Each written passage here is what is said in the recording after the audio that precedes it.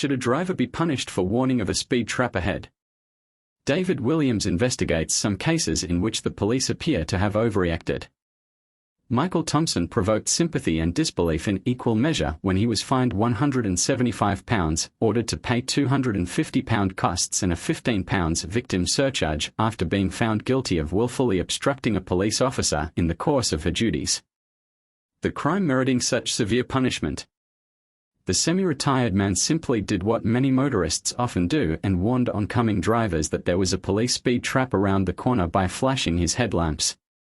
In words that resonated with many of Britain's 34 million motorists, the solicitor said the driver should be praised for his actions.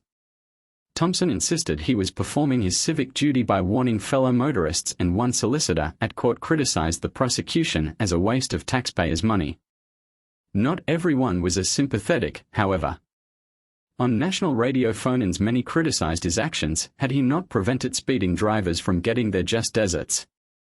It turns out that Thompson is in good company. Numerous driver prosecutions and penalties have been at least as contentious. In December 2003, Sarah McCaffrey was stopped by police who thought she was using her mobile phone while making a left turn in her Ford Ka. In fact, she was doing nothing more sinister than eating an apple. Police nevertheless issued her with a £30 ticket, saying she was not in proper control of her car. The 23-year-old from Hebburn in the northeast decided to fight back and appealed, but was nevertheless convicted by magistrates. Stranger still was the case of a man fined for blowing his nose. When Michael Mancini found himself stuck in a queue of traffic with a runny nose, he instinctively reached for his handkerchief. The simple act of pulling out a tissue and blowing his nose earned him a £60 fine because he was not in proper control of his vehicle. Policeman Stuart Gray also handed out 3 penalty points, even though Mancini had the handbrake on at the time. The case echoes that of salesman Keith Pemberton, from Cheshire, who was fined £60 for eating a sandwich at the wheel in March 2007. Company director Gary Saunders was stopped in the same city for laughing while driving in 2009, but escaped with a ticking off. Motoring, clearly, is not a laughing matter, but justice can prevail. Mr. Mancini took his protest to court and the public prosecutor in Ayr decided not to prosecute. "I knew it would cost me hiring a lawyer, but it was worth it out of principle," said Mr. Mancini.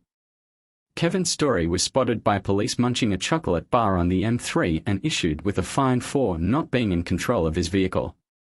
Police later gave him a break and said the fine would be quashed as it was inappropriate.